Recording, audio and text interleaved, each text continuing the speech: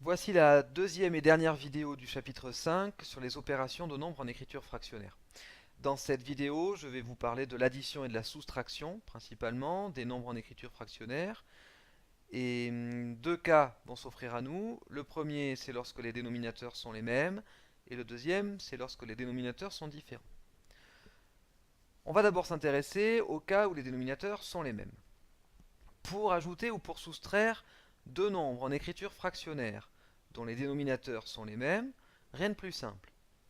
Il suffit d'ajouter les numérateurs, ou de les soustraire, de garder le dénominateur commun, et enfin de simplifier le résultat si possible, afin de rendre la fraction irréductible, qu'on ne puisse plus la simplifier par ailleurs. Observons quelques exemples. Premier exemple, si nous avons à ajouter 3 quarts et 21 quarts, eh bien, additionner 3 quarts et 21 quarts, ça revient à compter le nombre de quarts.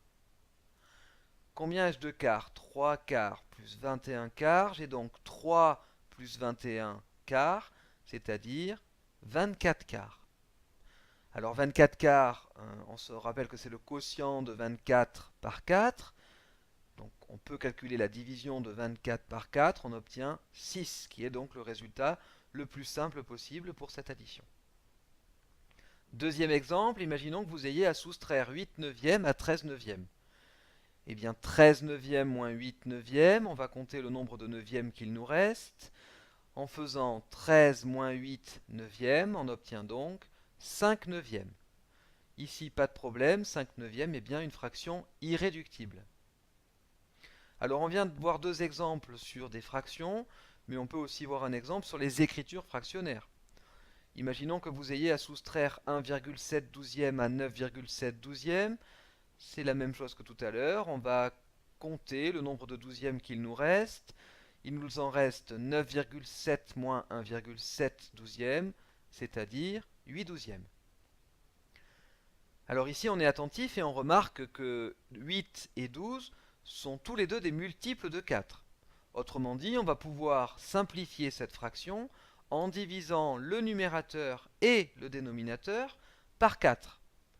8 divisé par 4 sur 12 divisé par 4, on obtient donc 2 tiers. Deuxième cas, le cas où les dénominateurs sont différents. Alors en cinquième, on va se contenter du cas où le dénominateur d'une fraction est un multiple du dénominateur de l'autre fraction. Nous aborderons vraiment le cas des dénominateurs différents en classe de quatrième. Si les dénominateurs ne sont pas les mêmes, avant d'additionner ou de soustraire, on va essayer de se ramener au cas précédent, c'est-à-dire qu'on va essayer de faire apparaître des dénominateurs communs. Donc on va transformer les écritures fractionnaires de façon à les mettre au même dénominateur. Une fois que ces écritures seront au même dénominateur, on pourra simplement appliquer la règle du cas précédent, la règle numéro 3, c'est-à-dire ajouter les numérateurs et garder le dénominateur commun. Exemple. Si nous avons à ajouter 5 21e et 4 septièmes, on voit bien, hein, quand on le dit en français, 5 21e plus 4 septièmes, on ne voit pas ce qu'on peut compter là. On ne peut pas compter des 21e, on ne peut pas compter des septièmes, on est un peu bloqué.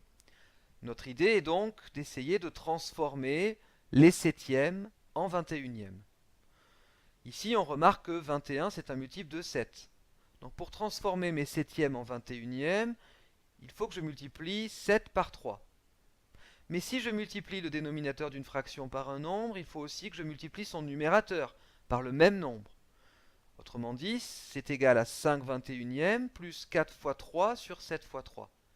Soit encore 5 21e plus 12 21e. Je me suis ramené au cas simple de la règle numéro 3, les dénominateurs sont les mêmes. Je peux maintenant compter mes 21e. 5 21e plus 12 21e me donne 17 21e. Et là, c'est une fraction irréductible.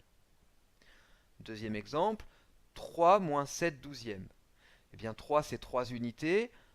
On ne voit pas trop non plus ce qu'on peut compter, des unités ou des douzièmes, donc on est obligé de transformer mes 3 unités en douzièmes.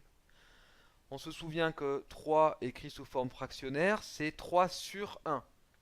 Donc pour transformer mes unités en douzièmes, il faut que je multiplie par 12. Mais si je multiplie le dénominateur par 12, il faut aussi que je multiplie le numérateur par 12. Autrement dit, c'est égal à 3 fois 12 sur 1 fois 12 moins 7 douzièmes. Ou encore en effectuant les calculs, 36 douzièmes moins 7 douzièmes. Maintenant, je peux compter le nombre de douzièmes en faisant 36 douzièmes moins 7 douzièmes, qui est égal à 36 moins 7 douzièmes, soit 29 douzièmes, qui là encore est une fraction irréductible.